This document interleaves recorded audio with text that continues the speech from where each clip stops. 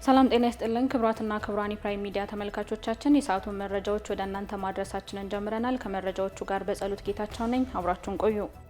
ኢትዮጵያ የተባበሩት መንግስታት የ2030 ዘላቂ ልማት ግቦችን ለማሳካት የተነደፉ ስትራቴጂዎች ተጠናክረው እንዲቀጥሉ ጥሪ ያቀረበች። በትምህርት ሚኒስቴር ፕሮፌሰር ብርሃኑ ነጋ የተመራ ልዑክ በኡዝቤኪስታን በተካሄደው 43ኛው የተባበሩት መንግስታት የትምህርት የሳይንስና ባህል ድርጅት ዩኔስኮ ጠቅላላ ጉባኤ ላይ ተሳትፈዋል። ሚኒስትሩ በጉባኤው ላይ ኢትዮጵያ ባለፉት 2 ዓመታት በትምህርት፣ በባህል፣ በአየር ንብረት ለውጥና ከብዝሃ ሕይወት ዘርፍ ጋር በተያያዘ ያከናወነቻቸውንና እየሰራቻቸው ያሉ ተግባራትን አብራርተዋል። የተባበሩት መንግስታት የ2030 ዘላቂ ልማት ግቦችን ለማሳካት የተነደፉ ስትራቴጂዎች ተጠናክረው እንደሚቀጥሉም ጥሪ አቅርበዋል። የማዳበሪያ ፋብሪካ ግንባታው በተያያዘለት ጊዜ ተጠናቆ ለህዝብ ጥቅም እንዲውል ክትትል እንደሚያደርግ በኢፌዴሪ ህዝብ ተወካዮች ምክር ቤት የግብርና ጉዳዮች ቋሚ ኮሚቴ አስታወቀ።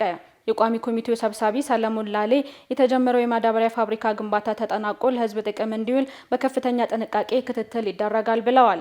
ሜጋ ፕሮጀክቱ በታቀደው ጊዜ ተጠናቆ ወደ ምርት እንዲገባም ከሚመለከታቸው አካላት ጋር በመሆን የግንባታ ሂደቱን አፈጻጸሙን በቅንጅት ክትትል እንደሚያደርጉም አመላክተዋል። በኢትዮጵያ ምርትና ምርታማነትን ለማሳደግ የአፈር ማዳበሪያ በሀገር ውስጥ ለማምረት ፋብሪካ መገንባቱ ለግብርናው እድገት ትልቅ ተስፋ የፈነጠቀ ነው ያሉት ሰብሳቢው የአፈር ማዳበሪያ በሀገር ውስጥ ባለመመረቱ ለማዳበሪያ ግዢ ከፍተኛ የውጭ ምንዛሬ እንደሚወጣም ገልጸዋል። የፋብሪካው መገንባት ግን ችግሩን እንደሚፈታውና የሰብል ልማት ምርታማነት ማረጋገጥ የሚቻለውን የአፈር ማዳበሪያ በመጠቀም መሆኑን አመላክተዋል።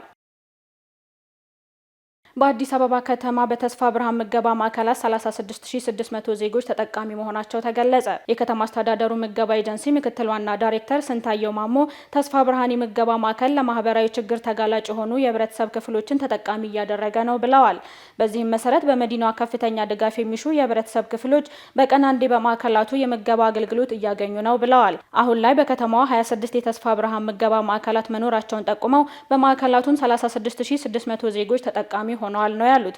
በቀጣይም አገልግሎቱን ለማጠናከር እየተሰራ ነው ያሉት ምክትል ዋና ዳይሬክተሯ ለዚህም ባለሀብቶችና አጋር አካላት ድጋፍ እንዲያደርጉ ጠይቀዋል። ማዕከላቱ ከምገባ ባሻገር የስራ ዕድል እየፈጠሩ መሆኑን ጠቁመው ከ330 በላይ እናቶች የስራ ዕድል ማግኘታቸውንም አመላክተዋል። በሲዳማ ክልል ማህበረሰቡን በማሳተፍ የወባ በሽታን ለመከላከል በትኩረት እየተሰራ መሆኑን የክልሉ ጤና ቢሮ አስታወቀ። በቢሮ የበሽታ መከላከልና ጤና ማጎልበት ዳይሬክተር ቃሪሳ ዳፍሪሳ በክልሉ ከፍተኛ የወባ ስርጭት የተስተዋለባቸው አካባቢዎችን በመለየት የትንኝ መራቢያ ስፍራዎችን ለማፍሰስና የማዳፈን እንዲሁም የኬሚካል ስርጭትና የአጎበር ስርጭት ተከናውኗል ብለዋል። በክልሉ በሚገኙ 8 ወረዳዎች ከ460 ሺህ በላይ የአልጋ አጎበር መሰራጨቱንና የጤና ኤክስቴንሽን ባለሙያዎች ከጤና ቡድን አደረጃጀት ጋር በመቀናጀት በአጠቃቀሙ ላይ ግንዛቤ እያስጨበጡ ይገኛሉ ብለዋል። የበሽታውን ስርጭት ለመቆጣጠር በ4 ወረዳዎችም የጸረ ወባ ኬሚካል ስርጭት መከናወኑንም ጨምረው ገልጸዋል። ክቡራን ተመልካቾቻችን እየተከታተላችሁ ያላችሁት የሰዓቱ መረጃዎቻችንን ነው። አሁን ደግሞ ከሀገር ውጭ ወዳገኘናቸው መረጃዎች እናልፋለን። አብራችሁን ቆዩ። የሱዳኑ ፈጥኖ ደራሽ ኃይል RSF በአሜሪካ የቀረበውን የሰብአዊነት ተኩስ አቁም ስምምነት መቀበሉን አስታወቀ። በጉዳዩ የሱዳን ወታደራዊ ጦር እስካሁን ምላሽ አልሰጠም። RSF መግለጫ ያወጣው በምዕራብ ዳርፉር የሚገኘውን የኤልፋሽር ከተማን ከተቆጣጠረ በኋላ ነው። ጦሩ በከተማዋ ዙሪያ ለ18 ወራት ከበባ አድርጓል። ከበባው እንዲቆም የተባበሩት መንግስታት ተደጋጋሚ ጥሪ ችላ በማለቱ ለመሸሽ የማይችሉ ነዋሪዎችን ለረሃብ አጋልጧል። በተባበሩት መንግስታት የሚደገፈው ዓለም አቀፍ የረሃብ ክትትል ቡድን በከተማ ውስጥ የረሃብ ሁኔታዎች መከሰታቸውንም አረጋግጧል። RSF በእግረኛ ወታደሮች የጅምላ ግድያ ሪፖርቶች ምክንያት ዓለም አቀፍ ተቃውሞ እያጋጠመው ቢሆንም ቡድኑ ክሱን አስተባብሏል ሲል የዘገበው አሶሺየትድ ፕሬስ ነው። ርዕሰ ሊቃነ ጳጳሳት ሊዮ የትራምፕን የኢሚግሬሽንና ቬንዙዌላን በተመለከተ ያወጡትን ፖሊሲዎች መተቸታቸው ተገለጸ። የመጀመሪያው የአሜሪካ ተወላጅ ርዕሰ ሊቃነ ጳጳሳት ሊዮ 14ኛ የፕሬዝዳንት ዶናልድ ትራምፕ መንግስትን የስደተኞች አያያዝና በቬንዙዌላ ለሚያደርጓቸው ድርጊቶች በጽኑ ተችተዋል። ርዕሰ ሊቃነ ጳጳሳት ሊዮ በዩናይትድ ስቴትስ ውስጥ ስደተኞች እንዴት እንደሚስተናገዱ በጥልቅ ማጤን እንዳለባት ጥሪ ያቀረቡ ሲሆን ብዙ ሰዎች በአወዛጋቢው የጅምላ ማፈናቀል ፖሊሲ በእጅጉ እንደተጎዱም ተናግረዋል።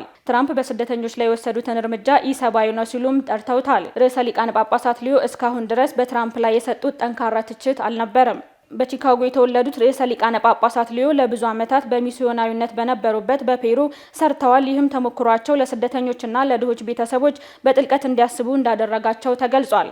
ርዕሰ ሊቃነ ጳጳሳት ሊዮ በተጨማሪም ስለ አሜሪካ የቬንዙዌላ መርከቦች ቦምብ ጥቃት ሁኔታውን እንደሚያባብሰው በማስጠንቀቅ ተናግረዋል። ከወታደራዊ እርምጃ ይልቅም ውይይት እንዲደረግ ጥሪ አቅርበዋል ሲል የዘገበው ቢቢሲ ነው።